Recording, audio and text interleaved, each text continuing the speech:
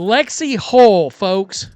She showed up, and she showed up big. Nalyssa Smith schooled the Indiana Fever again. 16 points, 10 rebounds, 6 of 10 from the field for the Indiana Fever. Her defense was unbelievable.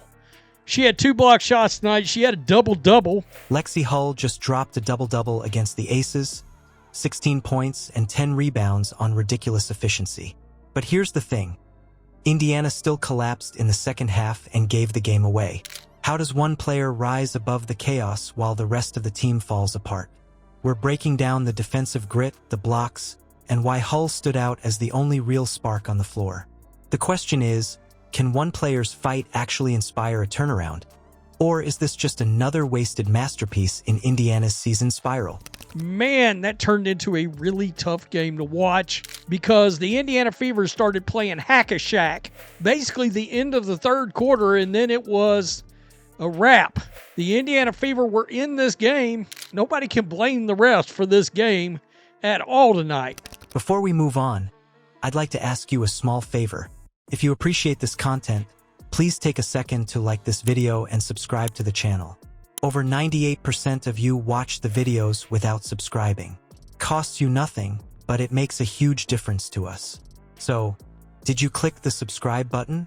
Great, thank you so much. Now back to the video. Lexie Hull, she's the only reason these games have been as close as they've been.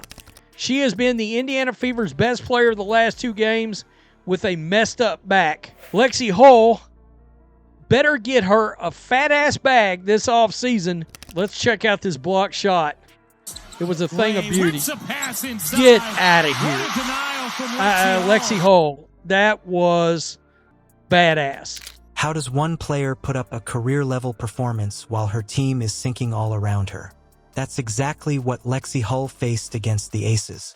From the jump, she wasn't just involved. She was carrying momentum on her shoulders. By halftime, she had already stacked up 10 points, 7 rebounds, 2 assists, 2 steals, and a block. Those aren't throwaway stats, that's the kind of across-the-board production that screams energy giver. And the wild part is she was doing it at a point when the Fever's offense looked like it couldn't get off the floor. Hull was the only one showing real rhythm. Kelsey Mitchell was pretty cold for most of the game. Guys, she was straight crap in this game.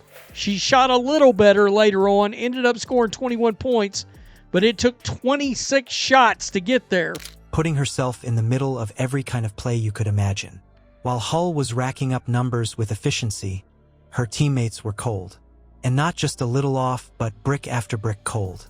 Odyssey Sims, for example, went 0 for 7 and could not buy a basket. Think about that contrast.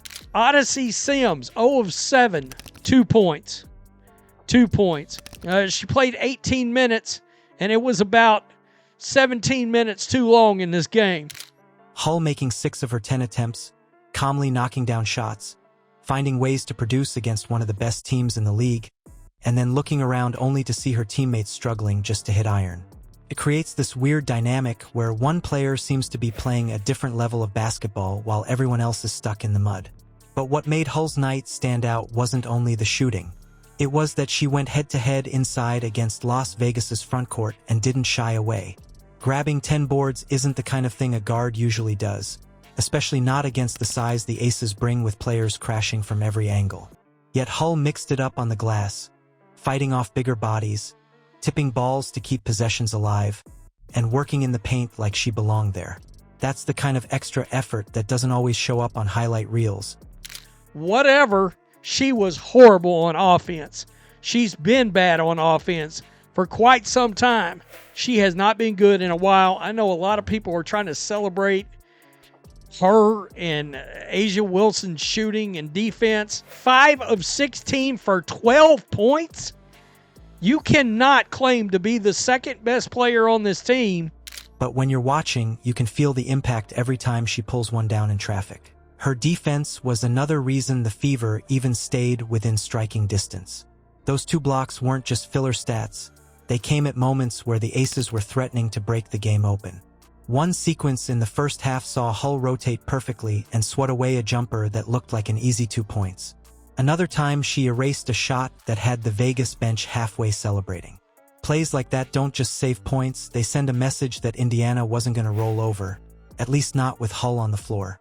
Add the steals she came up with, and suddenly you're talking about a player hounding passing lanes and covering both ends of the court like her season depended on it. Now, picture the other end of the spectrum. I mean, my God, you ended up getting schooled by 12 points, and Asia Wilson was only 6 of 20 from the field. You cannot lose to the Aces in Indiana, and Asia Wilson goes 6 of 20. You got to win that game.